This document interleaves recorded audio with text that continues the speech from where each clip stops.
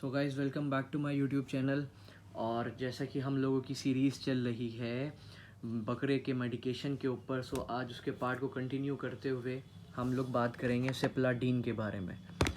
बहुत सी बार ऐसा होता है कि हमारा बकरा बाहर निकला या जैसे केज में है, खेल रहा है, कभी कभी उसके चोट लग जाती, कट जाता है, वूंड हो जाता है, उसके खून आने लगता है।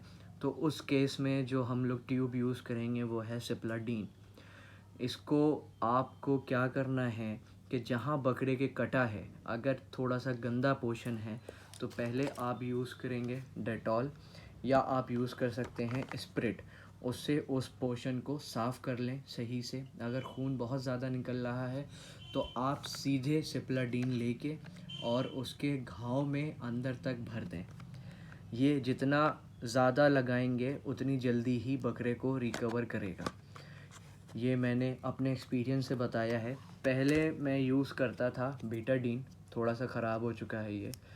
मैं पहले बीटाडीन यूज़ करता था, लेकिन अब मैं यूज़ करने लगा हूँ सिप्लाडीन, क्योंकि फ़र्क ये है, ये मेरे को पड़ा था 116 रुपीज़ का, और यही ट्यूब सिप्लाडीन का मुझे पड़ा है 53 रुपीज़ का। तो बहुत फ़र्क है।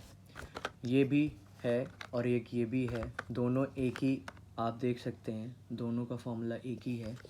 सो फ़र्क ये है कि कभी कभी घाव बहुत गहरा होता है तो बहुत ज़्यादा जो है मलहम लगाना पड़ता है, भर जाता है, तो उस केस में आप सिप्लाडीन यूज़ करें। ये सस्ता भी है, किफ़ायती भी है, ज़्यादातर वर्क करेगा। अब यूज़ करने का प्रोसेस जैसे मैंने आपको बताया, पहले आप वो एरिया को डेटॉल से साफ़ कर लें। अगर फ्रेश एकदम वाउंड है, बहुत खून बह रहा है या खून रुक नहीं रहा है, तो आप सीधे सिप्लाडीन लेके उसके घाव में भरें। उसके बाद उसमें हल्की पट्टी, ज़्यादा टाइट नहीं, हल्की पट्टी करके उसको लपेट दें फर्स्ट डे के लिए।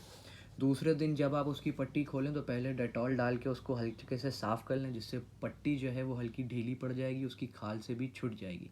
डेटॉल या स्प्रिट का यूज़ करें। उसके बाद आप उसमें सिप्लाडीन लगाएं।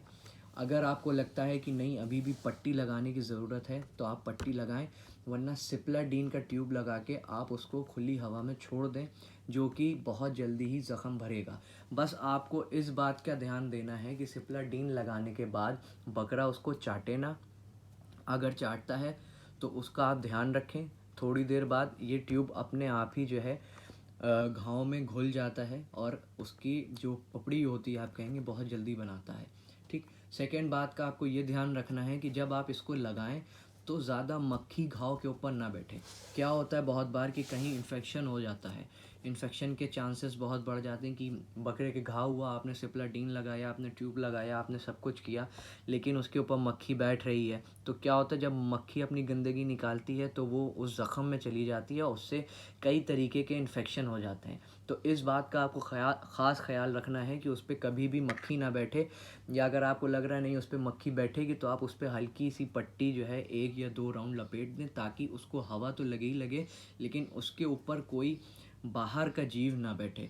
और दूसरी चीज़ आपको यही देखनी है कि वो उसको चाटे ना।